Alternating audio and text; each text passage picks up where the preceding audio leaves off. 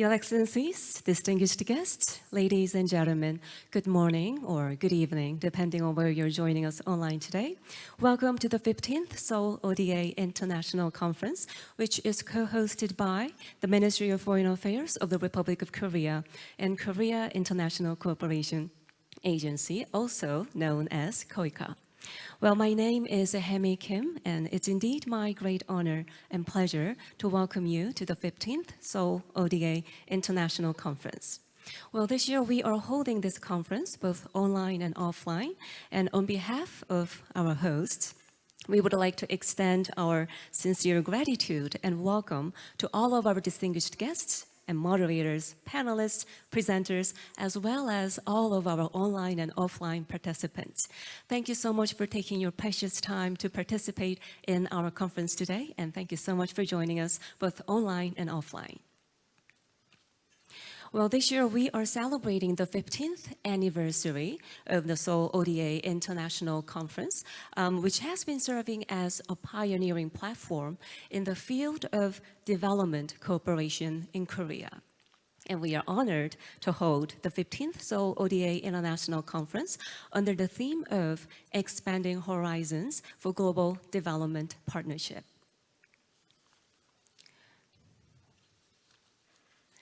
So now let us begin the 15th Seoul ODA International Conference with the opening remarks from Dr. Son Hyuk-sang, President of Korea International Cooperation Agency, also known as KOICA. So ladies and gentlemen, please welcome him with a big round of applause.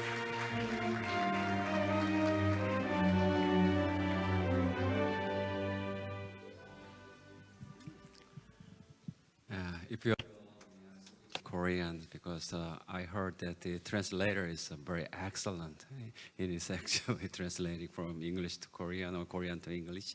So I'll start right now.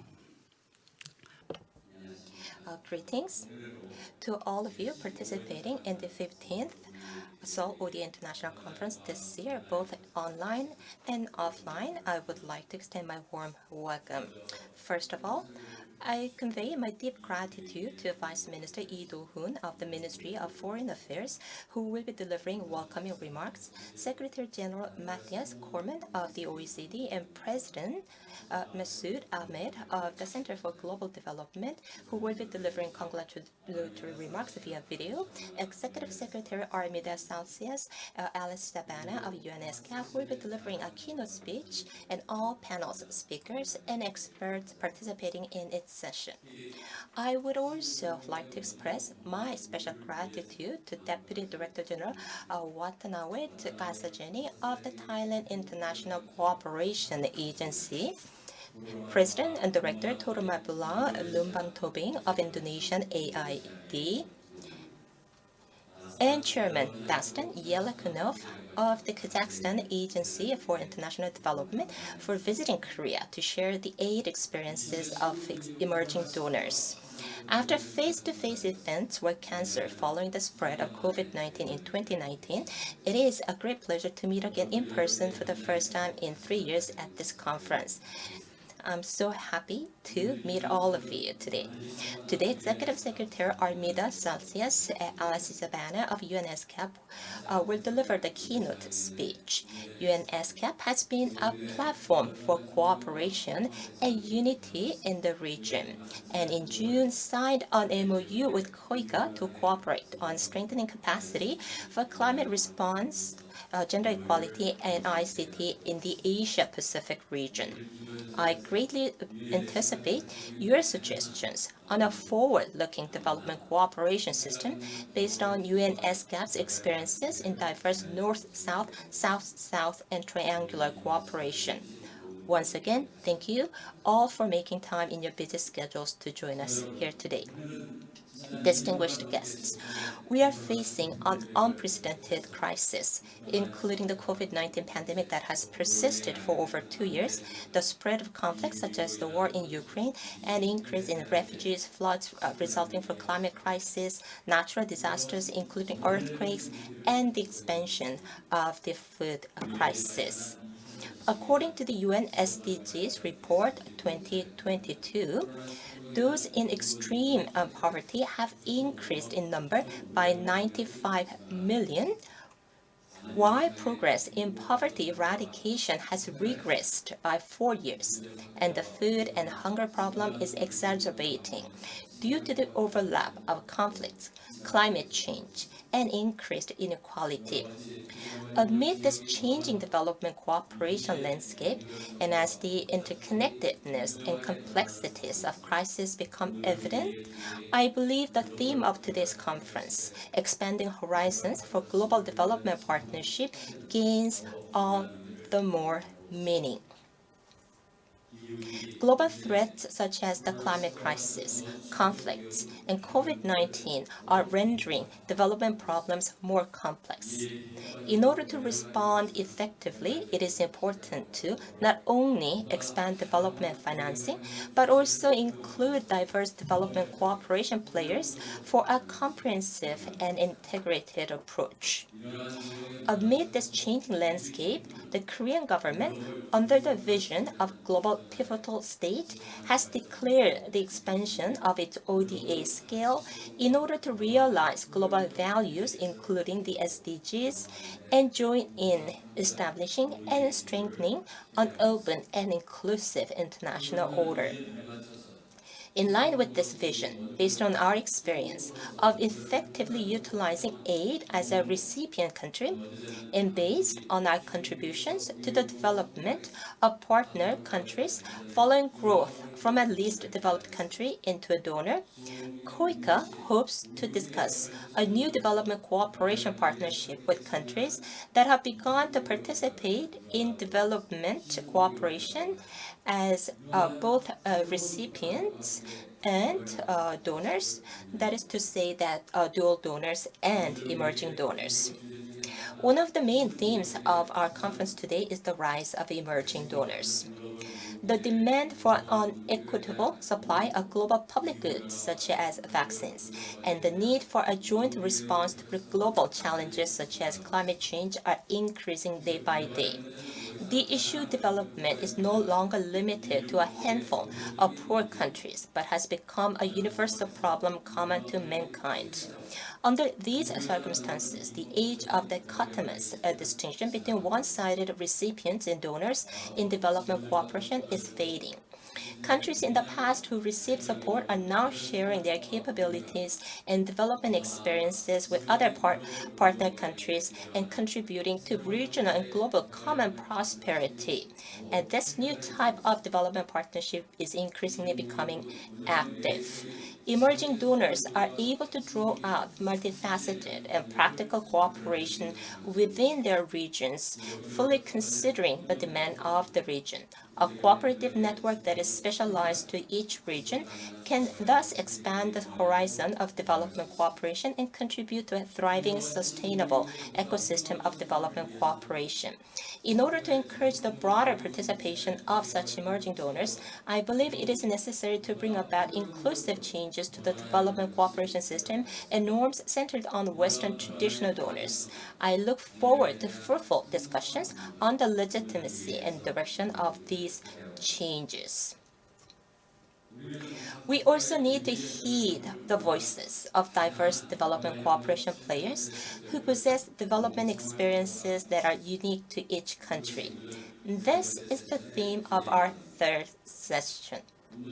Our presenters for the third session, Thailand, Indonesia, Turkey, and Kazakhstan, are key emerging donors. Thailand, a key ASEAN country, has been carrying out capacity strengthening and development cooperation with a focus on Asian countries near the Mekong River. KOICA, cooperating with TICA, which is Thailand's international cooperation agency, and implementing triangular cooperation, including joint training projects, hopes to contribute to capacity strengthening in neighboring countries and enhancing connectivity within the ASEAN region. Indonesia is also an economy powerhouse and a G20 member, and has been carrying out capacity strengthening and technical support with the UAE, Singapore, etc. through South-South cooperation, all the while actively engaging in diverse multilateral activities through MICTA. Also, as a co-chair of the COVAX AMC Engagement Group and chair of the ASEAN Health Ministers Meeting, Indonesia played a leading role in passing the UN resolution Global Solidarity to fight COVID-19. Turkey has taken the lead in providing support for Syrian refugees. Turkey is also one of the world's top 10 donor countries, allocating about 1% of its GNI to ODA. Turkey's experience and knowledge of humanitarian aid holds important meaning for us as well.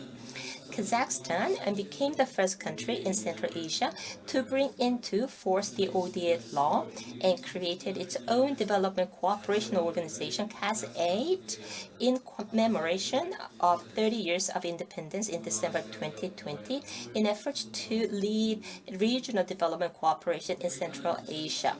KOICA carried out a special training project in 2013 for the KAZ-8 Establishment Preparatory Group and signed an MOU with the agency last November for transfer of Korea's aid experience and mutual cooperation. Distinguished participants, there's a saying in the Talmud that says, "The wisest person is the one who learns from all people." I hope this conference today will offer an opportunity for us to learn and respect each other's experiences and expertise and find ways to respond to and resolve the crisis facing the world today. Allow me to bring my remarks to a close. Formerly a least developed country and aid recipient, Korea established KOICA in 1991 with the aim of contributing to the international community. For the past 30 years, we have internalized the standards and principles of international aid, cooperated with various partners, and produced outcomes. In 2015, Korea became a member of the International Aid Transparency Initiative, EIT, but KOICA received a poor rating following its aid transparency evaluation. However, following continuous efforts for improvement, KOICA received a good rating consecutively in 2020 and 2022 and ranked number 3 among bilateral donor organizations in the 2022 evaluation. KOICA has also signed MOUs with 4 of the 5 donor organizations present here today in efforts to share knowledge, enhance cooperation, and strengthen solidarity. I believe the experience of Korea and KOICA hold important implications for the establishment of a new global development cooperation system that encompasses traditional and emerging donors. I look forward to fruitful presentations and discussions today at the 15th Seoul ODA International Conference. KOICA will continue to strive to ensure that today's discussions bear fruit going forward. Thank you.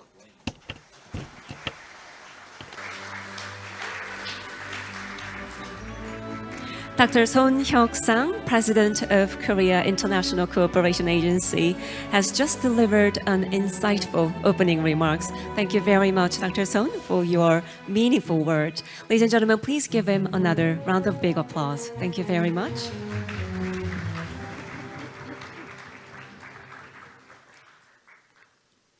Next, His Excellency Mr. Lee Do-hoon, the Second Vice Minister of Foreign Affairs of the Republic of Korea, who is co-hosting this forum, will deliver his welcoming remarks. Ladies and gentlemen, please welcome him with a big round of applause.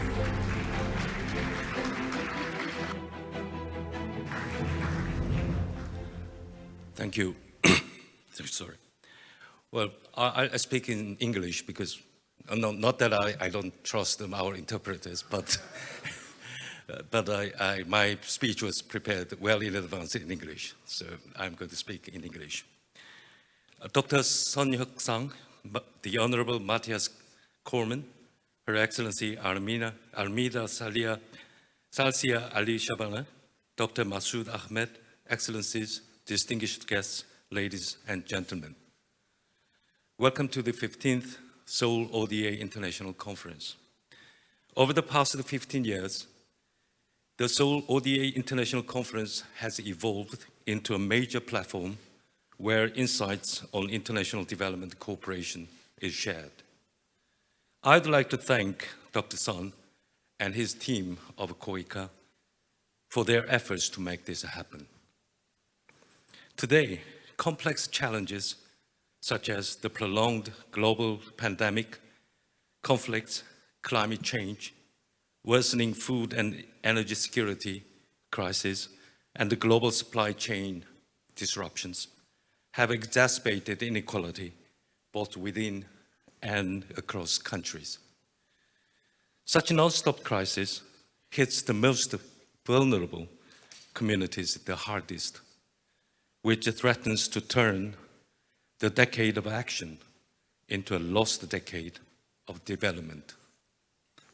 In 2020, extreme poverty rose for the first time since 1998. In 2022, 190 million people are facing acute food insecurity, and 270 million are in need of humanitarian assistance, which is double the figure 4 years ago. Since the outbreak of COVID-19, the annual gap in financing for the SDGs increased from $2.5 trillion to $3.6 trillion. Distinguished participants, in this era of global crisis, the concept of development cooperation is undergoing a major shift from a focus on closing the gap between donor and partner countries to inclusive international cooperation for the resolution of joint global challenges. And this calls for a fundamental change in the paradigm of development cooperation as well. The international community must unite in solidarity to turn our will into action and counter the nation-centric approach that threatens our shared sustainable future. The scale and diversity of the development cooperation community continue to grow. In both the North and the South, civil society, the private sector, and philanthropic organizations have emerged as key players in the field. Amidst this trend, emerging donor countries can especially play a key role in creating a new development cooperation paradigm. Emerging donors can not only contribute to solving the severe development financing gap, but also effectively meet the development cooperation needs of partner countries based on recent development experience and unique expertise. Likewise, private sector funding, innovative technology, the investment potential of both developed and developing countries can contribute to closing the development financing gap, solving the diverse challenges in developing countries and ensuring sustainable growth. Distinguished participants, with the help of the international community, Korea emerged from the ashes of war in the 1950s to become an economic powerhouse. As a global pivotal state that promotes freedom, peace, and prosperity, Korea will leverage this experience to forge global partnerships and work with all stakeholders to achieve the SDGs. In this light, Korea has rapidly increased its ODA budget since joining the OECD DAC in 2010, with the annual growth rate of average 11%. And for the next year, ODA budget has been up by 14.2%. We will continue to expand the ODA to a level commensurate with our global economic standing. Distinguished participants, ladies and gentlemen, the challenges facing the international community call for diverse actors to cooperate in innovative ways within the framework of multilateralism. It is our sincere hope that as the challenges we face are unprecedented in scale, in response, our solidarity can also evolve to be unprecedented in depth. Thank you, and I wish you all a productive meeting. Thank you very much. Well, His Excellency Mr. Lee Do-hoon, the second Vice Minister of Foreign Affairs of the Republic of Korea, gave us an impressive welcome speech. Thank you very much, Your Excellency. Ladies and gentlemen, please give him another round of big applause. Thank you.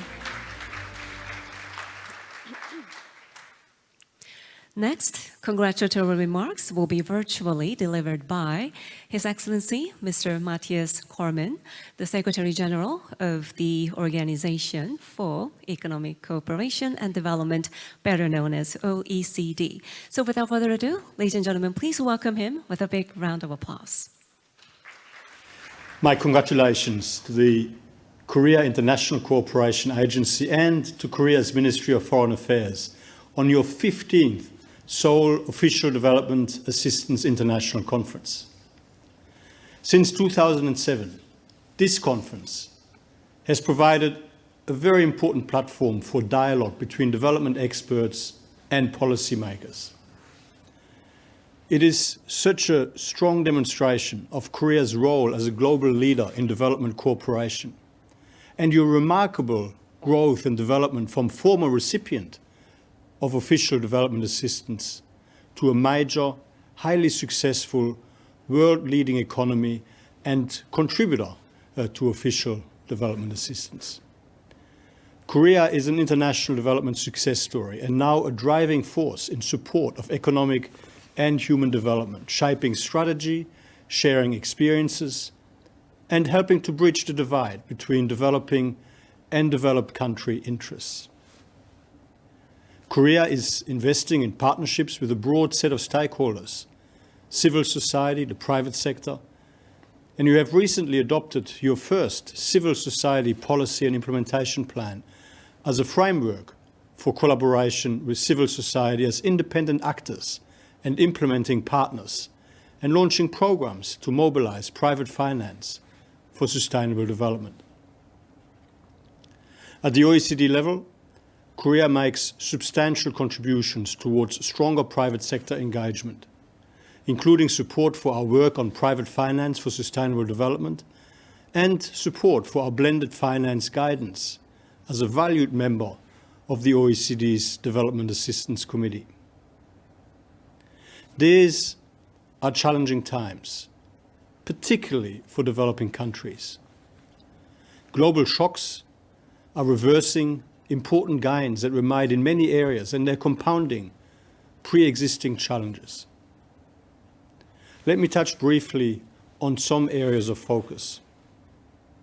First, mobilizing and aligning the necessary levels of public and private finance to make progress on the Sustainable Development Goals. Second, making development cooperation more effective and impactful, including through partnerships and innovation. Third, preventing fragility and responding swiftly when crises occur. Fourth, reducing poverty and improving equality of opportunity for those who face greater challenges than the rest of the population, including women, young adults, and migrants. Fifth, meeting the dual climate and development objectives for emerging and developing economies by supporting a transition that is fair and people-centered.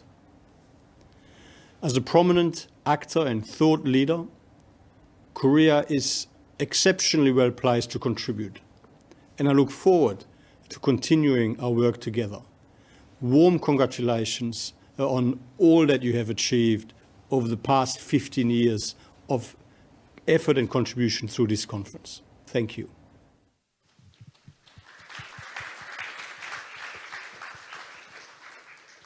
Well, His Excellency, Mr. Matthias Cormann, Secretary General of the OECD, gave us a warm-hearted congratulatory remarks. I'm sure he's joining us online, so could you please give him another round of big applause? Thank you very much. Well, next, let me introduce Mr. Masood Ahmed, President of the Center for Global Development, who will virtually deliver another congratulatory remarks. So please welcome him with a big hand. Let me start by congratulating you, Dr. Son, and also Vice Minister Lee, and all your team that have worked so hard to bring this interesting program and event together. This conference comes at a momentous time when the global development landscape is seeing very rapid change. We live in a world increasingly defined by uncertainty, by global challenges, by shocks that we have not dealt with before. COVID-19, the war in Ukraine, climate-related disasters have all highlighted the fragility of our progress in fighting poverty and our undoing some of the hard-won gains, undermining our progress towards the SDGs. So it's self-evident that this is a moment when we need global cooperation to respond to the shared challenges we face. What is not so clear is what form that form of international cooperation will take, given the changes in the nature of geopolitics, given the changes in terms of the internal dynamics in countries that have been major players in terms of supporting international development. Clearly, thinking needs to go beyond North and South to consider opportunities for cooperation at a much more global scale. How exactly that will play out is, I hope, one of the topics that you will be able to review and discuss in this important conference, the Seoul ODA conference, which really brings together a range of development actors to discuss the challenges we face together. I wish you all success in these discussions, and I look forward to hearing more about some of the conclusions that emerge from your deliberations. Thank you.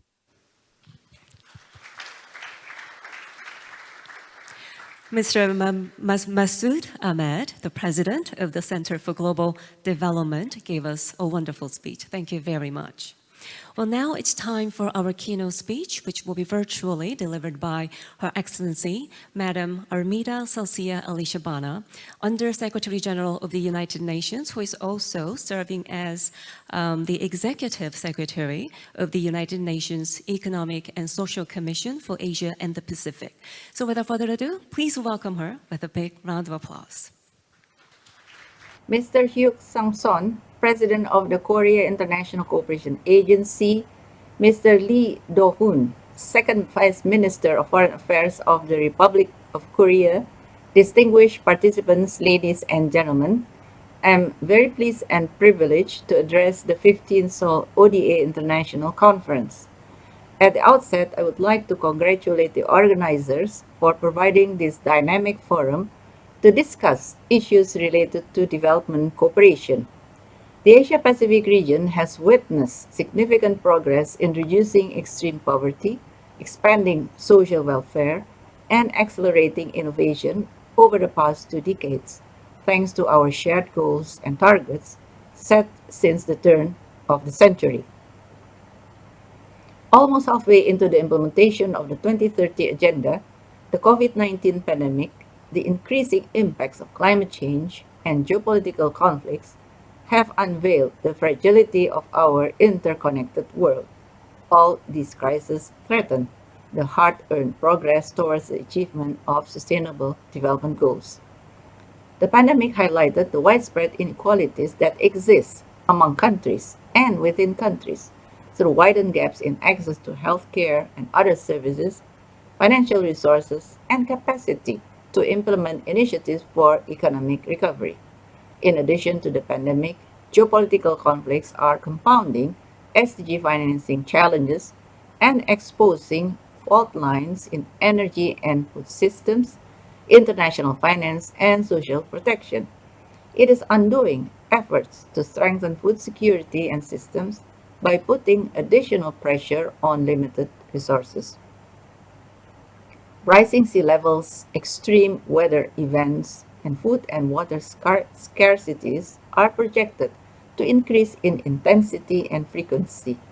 But the political commitments continue to be vague, and indeed the gaps between actions and commitments are clearly evident. These issues, particularly inequality and environmental sustainability, require transformational policy measures at the country, regional, and global levels. Development challenges are too large and too complex to be addressed by one country alone.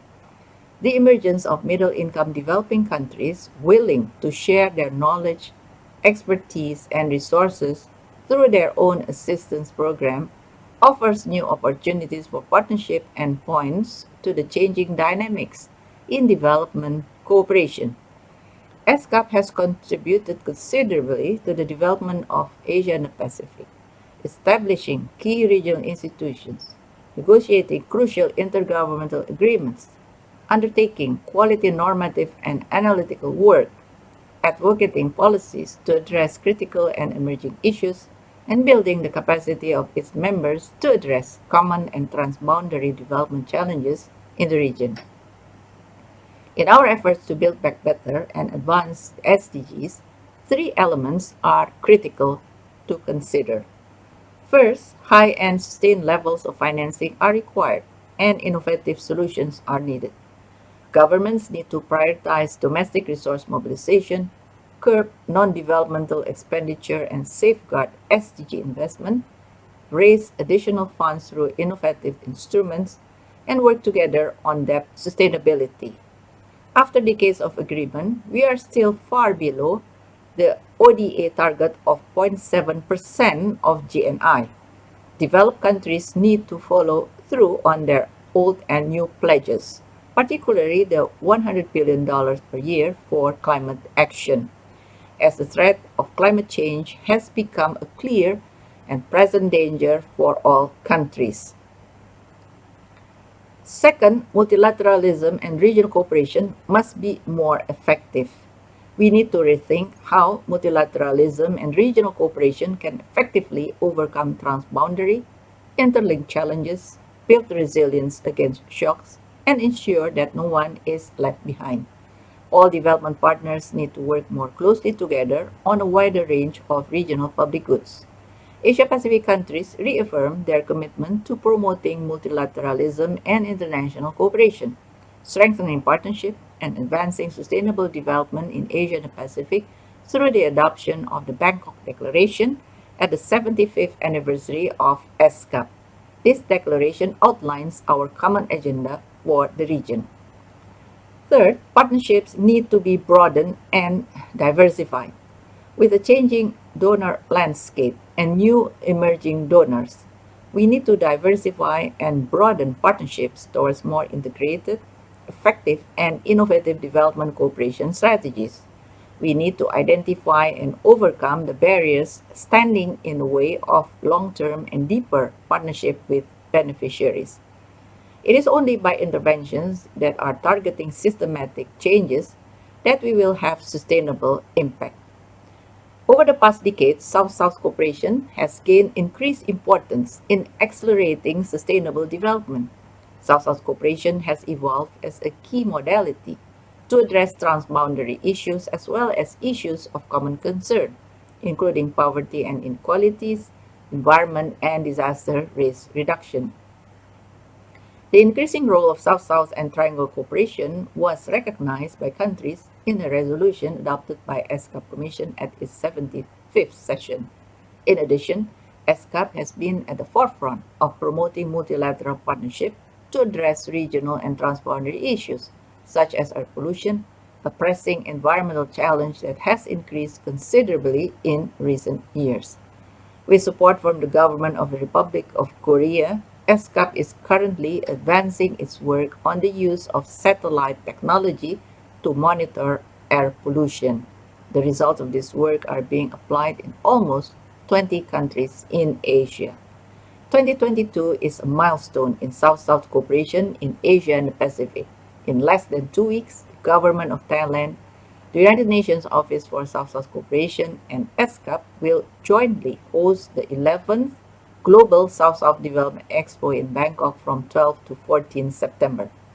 The fourth meeting of the Asia-Pacific Director General Forum on South-South and Triangle Cooperation will also be convened in conjunction with the Expo. These events will provide opportunities to discuss more concrete measures for leveraging and enhancing the role of South-South cooperation as a key modality for accelerating the implementation of the 2030 Agenda for Sustainable Development. And I certainly hope many of you will join us in person or online at the Global Expo. Distinguished participants, ladies and gentlemen, as ESCAP celebrates its 75th anniversary in the wake of the devastating COVID-19 pandemic, the importance of multilateralism, partnership, and enhancing targeted technical cooperation is even more pronounced and important. The Republic of Korea is a living testimony that with strategic cooperation and the right national policies, socio-economic development is attainable. It has also been a champion and a key partner for ESCAP in tackling the economic, social, and environmental challenges of the region. Indeed, ESCAP partnership with the Republic of Korea through the Korea ESCAP Cooperation Fund and collaboration with over 20 other Korean entities, including KOICA, has been one of the most important enablers for ESCAP to fully implement its program of work in support of its member states.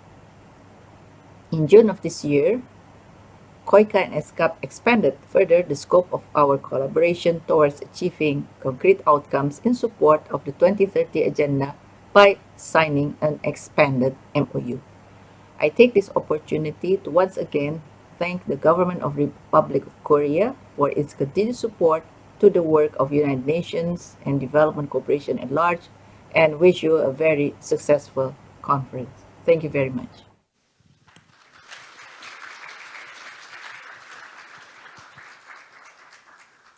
Her Excellency, Madam Armida Salcia Ali Shabana, Under Secretary General of the United Nations, who is also serving as the Executive Secretary of the United Nations Economic and Social Commission for Asia and the Pacific, also known as UN ESCAP, has just delivered a brilliant keynote speech. Thank you very much.